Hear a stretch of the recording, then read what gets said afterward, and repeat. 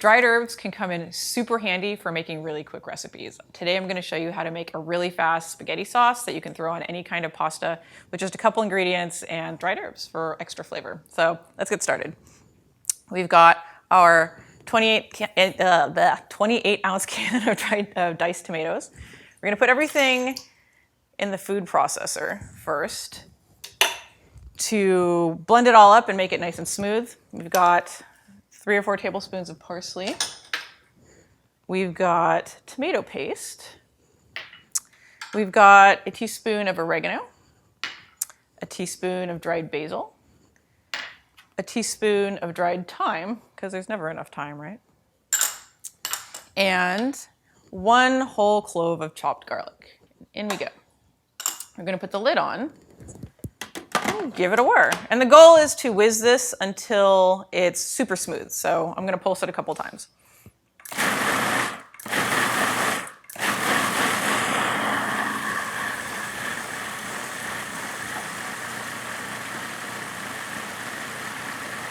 Let's check on it.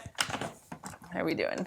That's pretty smooth. I want it to be a little smoother. Also, if you like your tomato sauce chunky, you're more than welcome to not make it super smooth. Do whatever works best for you, whatever you prefer.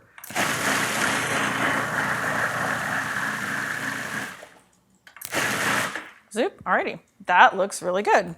Now what we're gonna do is we're gonna brown some onions. So I've got this pan on medium heat. I've got a little bit of oil in here. It's just started to shimmer, so you know the oil is hot. We're going to take our onions and drop them in. Boop. You hear that good sizzle? Sounds nice, doesn't it? Basically what we're gonna do is cook these until they're brown. Brown quickly, little onions, brown quickly. Brown like the wind. Alrighty, we've been browning our onions. It's took about 4 or 5 minutes depending on your particular stove and what heat you've got it at. You can see here we've got some good browning going on. They're not burning because we don't want burning, but we've got a good little bit of brown flavor going on. And we're gonna add our 1/2 cup of white wine. That's a good sizzle, we like that. And then just kind of cook that for a second, bring that up to a boil so that it pulls all the fond off the bottom. You can see now there's no little bits anymore. All the good little brown onion bits have been sucked up into the wine, doing their thing. We're gonna add something really important. This little bay leaf may seem humble and unimportant, but it actually is incredibly flavorful. So we're gonna add a bay leaf so I don't forget after I add the sauce. So that's doing its thing. And now we're gonna pour the sauce in here.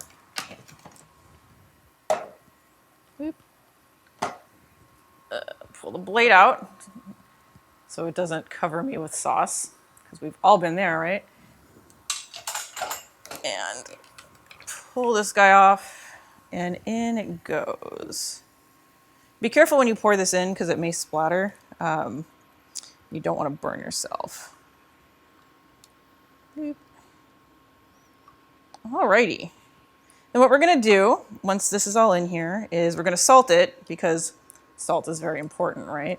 We're gonna give it a big, healthy dose of salt.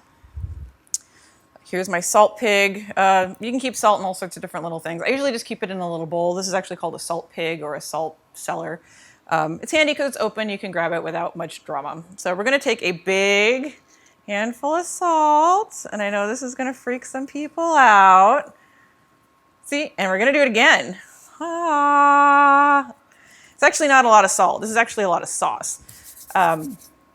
And if you don't season it in the beginning, or you don't season it well enough in the beginning, it's a sauce. Sauces are pretty easy to season along the way. So what you want to do is cook this for 30 minutes total. You're going to bring it up to a mild simmer and just kind of let it bubble gently. Maybe halfway through, at about 15 minutes, I want you to taste it and see if it needs more salt. And if it does, add a little bit more salt. So we're going to lower our burner to low. Beep, beep, beep. And we're going to cook this for 30 minutes. So I will see you in a few minutes. Alrighty, so our sauce has been cooking for about 30 minutes, and you can see how thick it's gotten. You can see that when I pull the paddle across the pan, you can see the pan. It's not instantly running out. So what I've done is I've added a little bit. It was a little too thick. So what I did is I added probably a quarter cup of pasta water. And the reason you want to do that is when you cook pasta in water, some of the starchiness from the pasta, which is what makes it sticky, ends up in the water. And so if you save a little cup of it, you add it to the sauce, it actually gives your sauce a little bit more body because it has just a little bit of thickening property. So we're going to do a couple things before we add this to the pasta. First, we're going to fish out our bay leaf because this is most certainly not good eats. And we're going to pitch that. And we're going to salt this. First, we're going to taste it. So I salted it earlier, you might remember. I actually added a lot of salt. Like some of you might have been surprised at how much salt I added.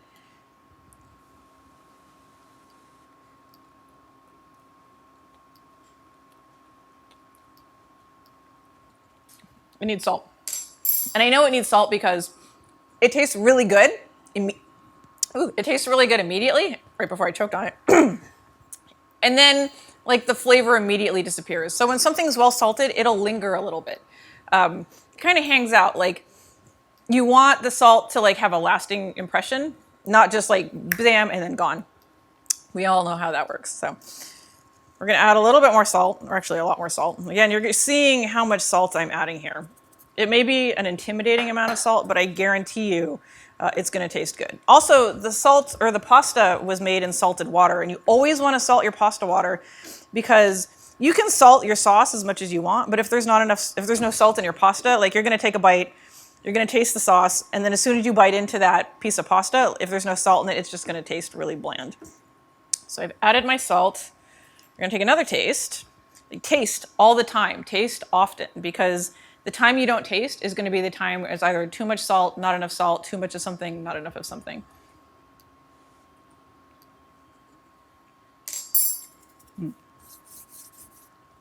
That's good. I can still taste it. I can still taste it. So now when I took a bite, like that pasta sauce flavor like hit me immediately, and then it very gently kind of faded out as opposed to just being a drop off. Like I can still taste a little bit, and that's the salt, that's the zing, that's what you're looking for. So now what we're gonna do is we're going to take this guy out. And this is probably the best tip I have for making pasta. So a lot of people, and even my family growing up, like you take your pasta, you put it in a bowl, and then you dump a bunch of sauce on it. But that's not the best way to go about things. So what we're gonna do is we're going to take our pasta and put it in the pan. Now this pasta has been cooked to al dente, and that means that it's got just a tiny bit of like toothsome. It's not hard, but it's not completely soft either. There's just like a little hint of like still needs to be cooked. And what we're gonna do is finish it in the sauce. So because the pasta still has like just maybe 30 seconds of cooking left to do, what it's gonna do is absorb all the liquid from the sauce. It's actually gonna go inside the noodle. And the reason why this is better is if you have a bite of pasta and it's just got sauce on top of it, it tastes good. But can you imagine how much better it tastes if there's like a little bit of sauce inside the noodle? It's that much more flavorful. You're getting that much more per bite. So we're gonna turn this up a little. And what you wanna do is after you add your pasta cooking water, and after you add your noodles to the sauce, you just wanna kinda gently move them around, because this is a point where you can actually just smash your pasta and you end up with mush, and nobody likes that. And you just want to kind of like let it cook for an extra few minutes.